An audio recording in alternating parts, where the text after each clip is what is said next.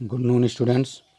आज हम लोग क्लास 9th की हिंदी में रसखान के चौथे पार्ट का अध्ययन करेंगे।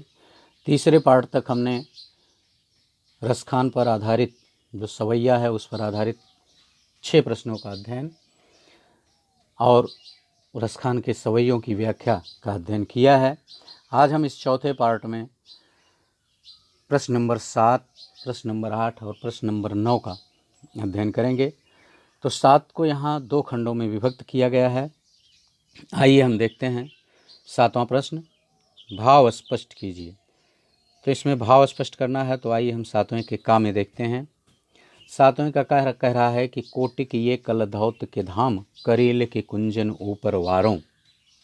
कोटिक ये कलधौत के धाम, इसमें देखिए संदर्भ आपको नहीं लिखना है, केवल आपको भाव स्पष्ट कर देना है। इसलिए सीधा आप भाव हेडिंग डाल करके और लिखना प्रारंभ कर देंगे। उसके पहले आपने 6 प्रश्नों के उत्तर और सवैया छंद जो भी आपको एक्सरसाइज दी गई थी उसको किया होगा आपने। तो इसमें सीधा हम भाव लिखना शुरू कर देते हैं। देखिए, कोटिक ये कलधौत के धाम, करेल के कुंजन ऊपर वारों। इसमें रसखान जी ब्रज की, कोटिक माने होता करोड़ों, कलधौत, कलधौत माने होता सोना, धाम माने महल, करील माने होता कांटेदार झाड़ियाँ, ठीक ना, कुंज माने झाड़ियाँ, पर वारों माने न्यौछावर कर देना चाहते हैं। देखिए रसखान जी इसमें ब्रज की कांटेदार झाड़ियों और घनी कुंजों पर, कोटिक ये कलधौत के धाम, करोड़ों महलों के सुख को न्यौछावर कर देना चाहते हैं। यानी यहाँ रसखान जी कहते हैं कि ब्रज की जो प्राकृतिक सुंदरता को देखने से आनंद मिलता है, वह सुख सांसारिक वस्तुओं को देखने से नहीं मिलता है। यानी ब्रज की प्राकृतिक सुंदरता को देखने से जितना आनंद मिलता है, सांसारिक वस्तुओं को देखने से उतना आनंद नहीं मिलता है। इसीलिए रसखान जी जो हैं वह ब्रज की कटीली झाड़ियों पर भी अपने सुनहले या करोड़ों सुनहले महलों की सुंदरता को भी न्यौछावर करने के लिए तैयार हैं। तो ये था 7वें का। अब हम देखते हैं 7वें के खा का उत्तर। माई रिवा मुख की मुस्कान, सम्हारी न जई हैं न जई हैं न जई हैं। इसका भी आपको भाव बताना है केवल। ये भी छंद की व्याख्या में आप लोगों ने इस पंक्ति को पढ़ा है, इसका अध्ययन किया है। ठीक वही चीज़ आपको फिर यहाँ प्रश्न अभ्यास में थोड़ा सा कर देना है, क्योंकि आपने वहाँ जब छंद की व्याख्या सवैया की पढ़ रहे थे तो वहाँ आपने पूरा छंद पढ़ा था। यहाँ आपको केवल एक लाइन दी गई है, एक पंक्ति का अध्ययन करना है, एक पंक्ति का भाव लिखना है, लेकिन कोई अंतर नहीं है।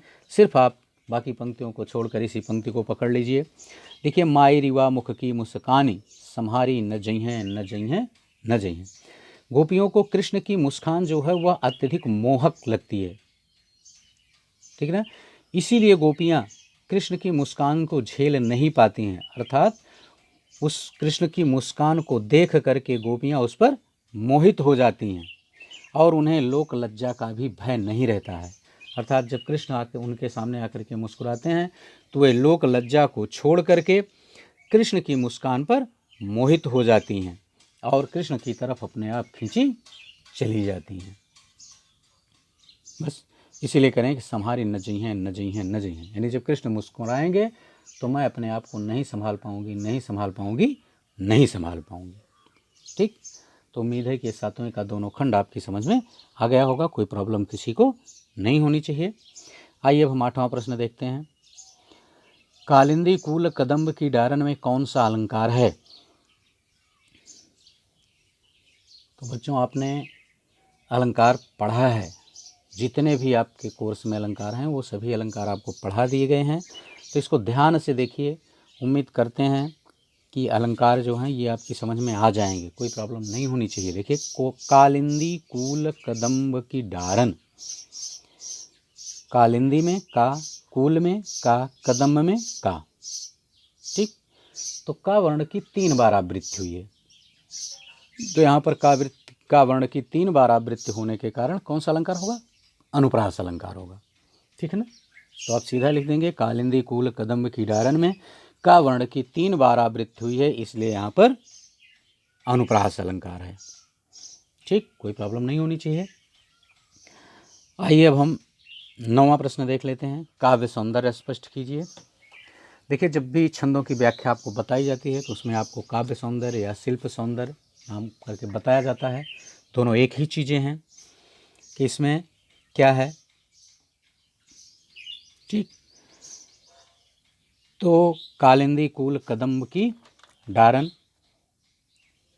इसका देखा आपने कि इसमें कौन सा अलंकार है। अब है काव्य सौंदर्य स्पष्ट करना है। या मुरली मुरलीधर की अधरान धरी अधरान धरोंगी। देखिए अधरान धरी अधरान धरोंगी, अधरान अधरान 2 बार आया है, लेकिन थोड़ा सा पहले अधरान को मिला के चारों वर्णों को एक साथ लिखा गया है और दूसरे में अधरा 3 को मिला दिया गया, ना को अलग कर दिया गया। इसमें चारों वर्ण अलग अलग हैं। तो अधरान अधरान, लेकिन उच्चारण लगभग एक जैसा ही हो रहा है। अलग अर्थ जो हैं दोनों के भिन्न भिन्न हो रहे हैं, ठीक है ना। पहले अधरान का अर्थ है होंठों पर और दूसरे अधराना का अर्थ है होंठों पर नहीं। तो यहाँ थोड़ा सा बदल रहा है, इसलिए यहाँ पर यमक अलंकार है, अनुप्रास अलंकार है, ठीक है ना। सवया छंद है,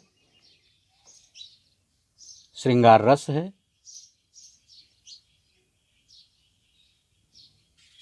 ठीक, माधुर्य गुण है, प्रसाद गुण भी है। ये इसका काव्य सौंदर्य था। तो उम्मीद है कि ये तीनों प्रश्न, 7 के दोनों खंड, 8वां और 9वां, ये दोनों प्रश्न भी आपकी समझ में आसानी से आ गए होंगे। कोई दिक्कत आपको नहीं होनी चाहिए। बस इस पार्ट में इतना ही।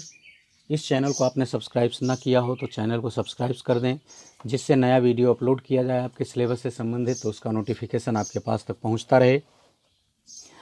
इसे लाइक और शेयर करना ना भूलें। कमेंट करके हमें बताएं कि यह वीडियो आपको कैसा लगा, और अपने दोस्तों के पास भी इसे पहुंचाते रहें ताकि उन्हें की भी अध्ययन की तीव्रता बनी रहे, उसमें कोई प्रॉब्लम ना आने पाए। और इसके आगे हम अगले पार्ट में अगले चैप्टर को लेकर के एक नए चैप्टर के साथ पुनः आपके समक्ष उपस्थित होंगे, क्योंकि यह चैप्टर यहीं पर समाप्त हो जाता है। ओके।